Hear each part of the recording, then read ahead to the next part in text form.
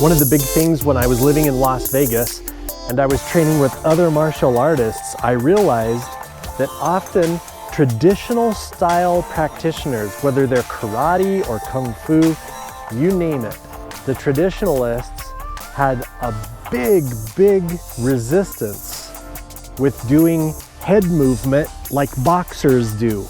And you see it very frequently that if a traditional stylist goes up against a more modern MMA practitioner or a boxer, they get pummeled to the head. And one of the big weaknesses of traditional martial arts is the lack of head movement. I incorporate that when I train and teach people. So that's what we're going to cover today, is head movement for Tiger Style. This is going to be three things that you can do for head movement are going to be actually moving the head to slip punches if you've got a real good sense of your opponent's timing and distance. The other action is in the torso, using the torso to bend and move in order to get the head from being a static, easy target. And then the most efficient and maybe the most difficult is moving with the feet, to use the feet and the head and torso movement all together. That's where things like in boxing, where people use the check hook to get out of the way and to come in and counter with a check hook. So these are ways to evade punches and incorporate head movement into your martial style. First and foremost is just dipping out of the range. So you're off of center line, dipping out of the range. So first off, just doing it like a side crunch, crunching the obliques in, crunch to the sides. And then also practicing that with forward, going in forward, so that you're getting the head out of the way, keeping the chin tucked to the side, and back as well. Not as often, but it can be handy sometimes to go back also. Another aspect is to off the center, go off the center line, and to duck under punches.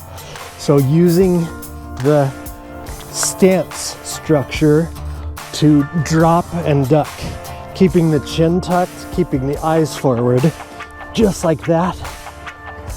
You can shuffle and turn with it as well.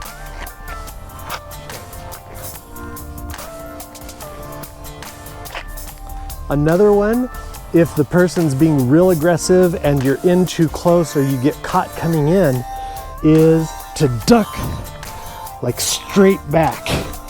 And it lifts the shoulder and uses the shoulder to help protect and get the head out of the way. So diagonal back and diagonal back, either way. And that can save you for a split second to get your center back under you, back this way especially. This way is more awkward and you can get off balance, but you can start circling around using the footwork. So it's real quick head movement back. Head movement, incorporating others as well, back and moving.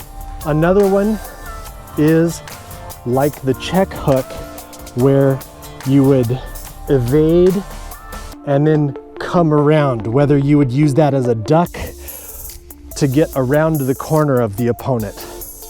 So evading, moving around that way. And often you want to do, maybe in a video down the road, you often want to strike every time you're striking to get the head off of the center line. Because if I'm striking just like this all the time, it's easy to get hit. But if I'm striking and I'm moving my head every time, then it's really easy to evade, and it's a much more difficult target for opponents to strike. So you always want to incorporate head movement but then coming up with strikes or kicks to work the head movement into the traditional martial arts. That's a big thing that I'm a fan of. So the biggest goal, not if you're just a traditional martial artist or an MMA practitioner or a boxer, the big goals are to minimize the amount of times you get hit, especially to the head, and to do that, to work head movement and evasiveness into your style, into your personal style.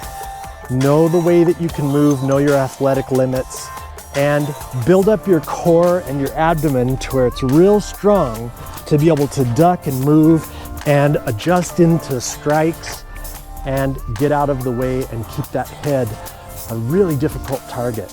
It makes a big difference when you're sparring or in a fight competitively or in a real confrontation.